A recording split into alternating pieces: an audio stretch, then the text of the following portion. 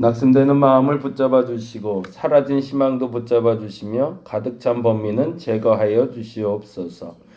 근심이 사라지게 하시고 친구들을 붙여주시며 눈물이 마를 날 없는 시간들이 이제는 웃을 날이 더 많아지게 하여 주시옵소서. 어렵고 힘든 시간들을 잘 버텨내고 지금까지 왔는데 문제는 다음을 갈 수 있는 기약이 우리에게는 너무도 없다는 겁니다. 잘 버텨냈다면 내일에 대한 희망조차 사라지지 않아야 되는데 잘 버텨낸 후에 내일의 소망까지 끊어지면 아무 의미가 없습니다. 내일의 소망이 되어 주시옵소서. 지금까지 잘 견뎠으니, 지금까지 잘 이겨냈으니, 지금까지 잘 준비했으니 이제는 내일을 허락하여 주시옵소서.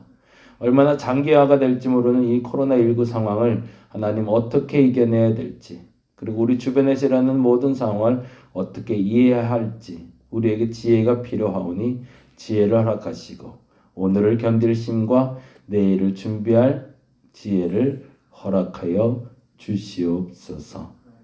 감사합니다. 고마우신 예수님 이름으로 기도드렸습니다. 아멘. 에베소서 말씀 계속 보고 있습니다. 에베소서 5장 15절에서 21절까지 말씀 오늘 함께 봅니다. 에베소서 5장 15절에서 21절까지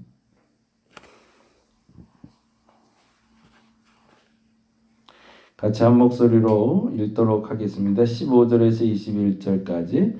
그런즉 너희가 어떻게 행할지를 자세히 주의하여 지혜 없는 자 같이 하지 말고 오직 지혜 있는 자 같이 하여 세월을 아끼라. 때가 악하니라. 그러므로 어리석은 자가 되지 말고 오직 주의 뜻이 무엇인가 이해하라. 술 취하지 말라. 이는 방탕한 것이니 오직 성령으로 충만함을 받으라. 시와 찬송과 신령한 노래들로 서로 화답하며 너희의 마음으로 주께 노래하며 찬송하며 범사에 우리 주 예수 그리스도의 이름으로 항상 아버지 하나님께 감사하며 그리스도를 경외함으로 피차 복종하라. 아멘.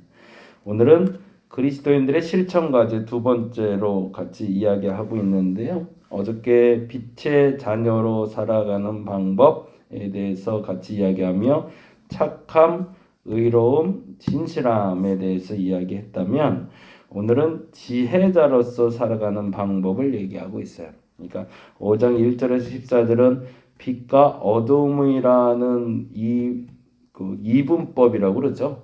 두 가지로 나눠서 빛의 열매는 뭐고 어둠의 열매는 무엇이다에 대한 설명으로 풀어갔다면 오늘은 지혜가 있는 것과 지혜가 없는 것의 차이가 무엇인가를 통해서 하나님의 사람이 살아가는 방법을 얘기하고 있어요.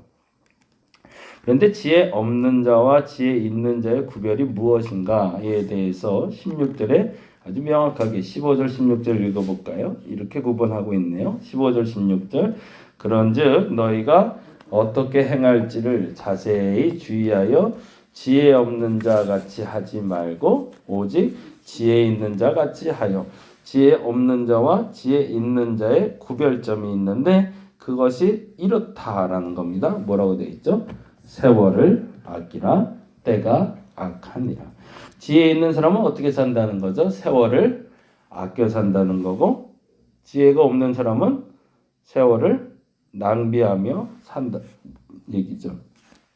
근데 이 세월이라는 단어가 이제 우리나라는 시간을 나타내는 그 단어들이 세월이라는 단어도 있고 시간이라는 단어도 있고 여러 가지가 있는데 헬라어에서는 두 가지로 나뉘어요. 카이로스와 크로노스라는 단어로.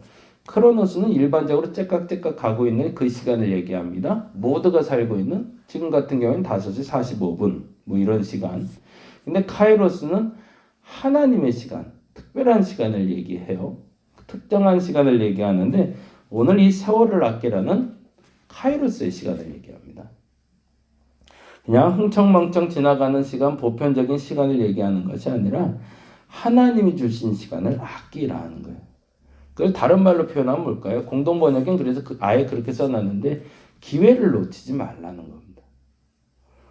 지혜 있는 사람들과 지혜 없는 사람의 가장 큰 차이점은 주어진 기회를 놓치면서 살아가는가, 주어진 기회를 잘 활용하며 살아가느냐에 따라서 차이가 난다는 거죠.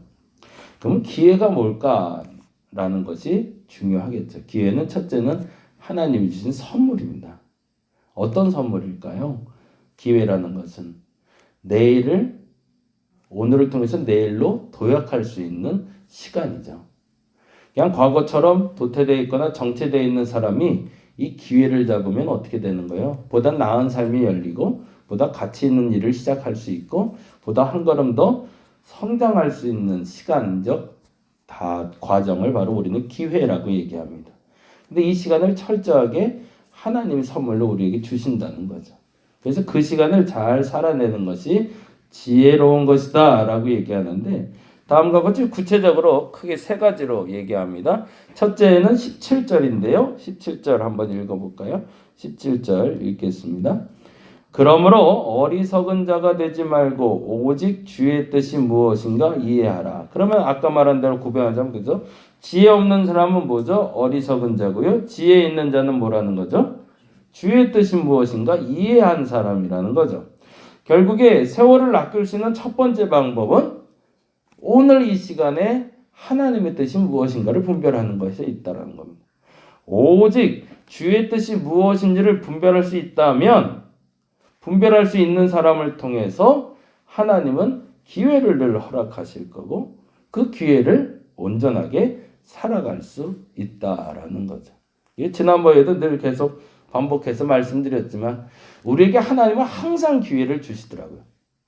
언제나 기회를 주시는데 문제는 우리가 욕심을 부려서 놓치던가, 아니면 그 뜻을 아예 몰라서 놓치던가, 아니면 우리가 그 기회에 대해서 이용할 준비가 안 돼서 놓치는 경우가 너무 많아요.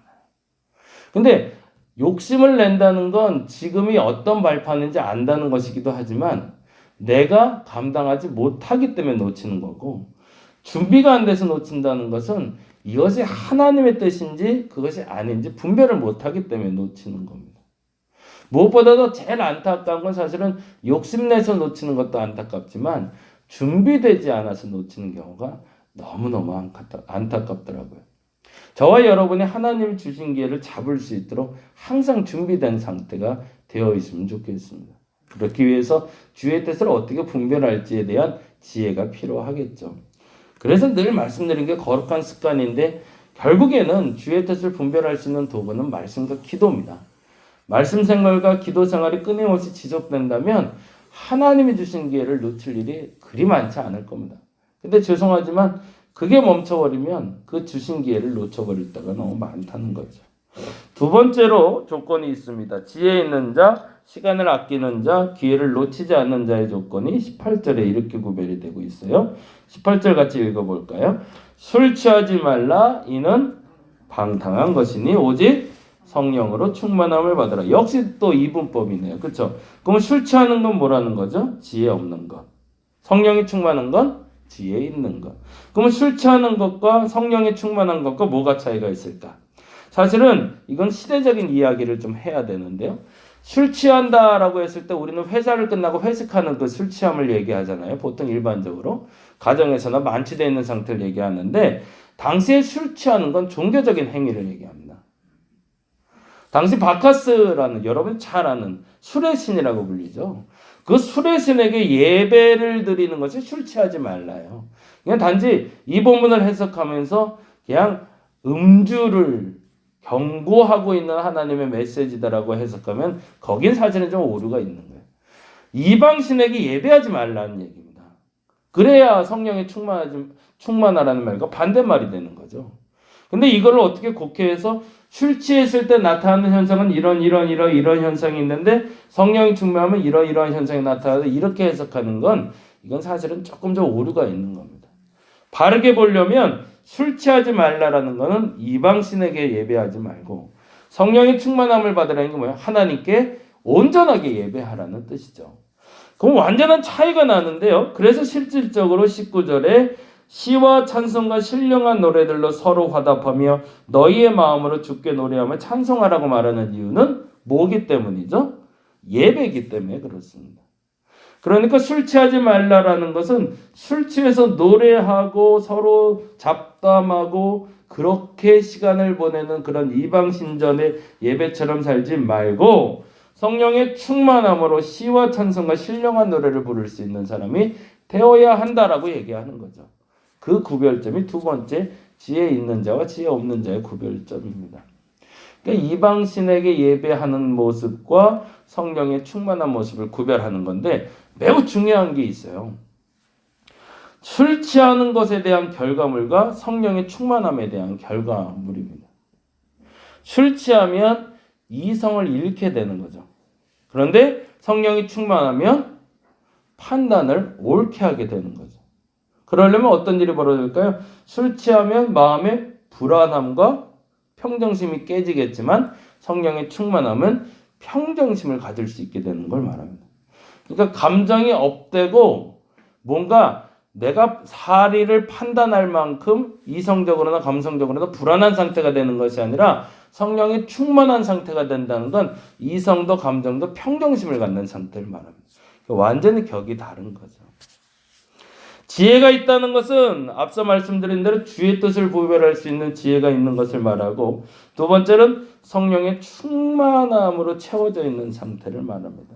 그리고 마지막 세 번째가요. 20절, 21절이 되죠. 같이 한번 읽어볼까요? 범사에 우리 주 예수 그리스도의 이름으로 항상 아버지 하나님께 감사하며 그리스도를 경외함으로 피차 복종하라. 여기서 감사라는 단어에 동그라미를 해놓죠. 첫째는 주의 뜻, 둘째는 성령의 충만함, 셋째는 감사. 근데 언제?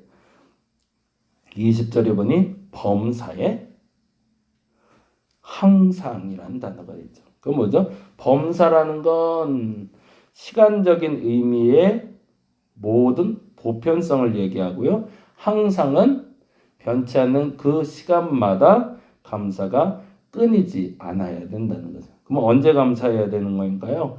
늘 감사 생활이 넘치도록 되어 있어야 된다는 거죠. 근데 이 감사의 이유에 대해서 21절에 이렇게 얘기해요. 그건 하나님께만 감사합니다, 감사합니다라고 얘기하는 것이 아니라 21절에 보니 뭐라고 되어 있죠? 그리스도를 경외함으로 피차 복종하래. 그건 무슨 말이에요? 하나님 앞에만 감사로 끝나는 것이 아니라 서로에게 용서하고 섬기는 그 상태가 되어서 감사할 수 있을 때가 진짜 세월을 아끼는 거라는 겁니다.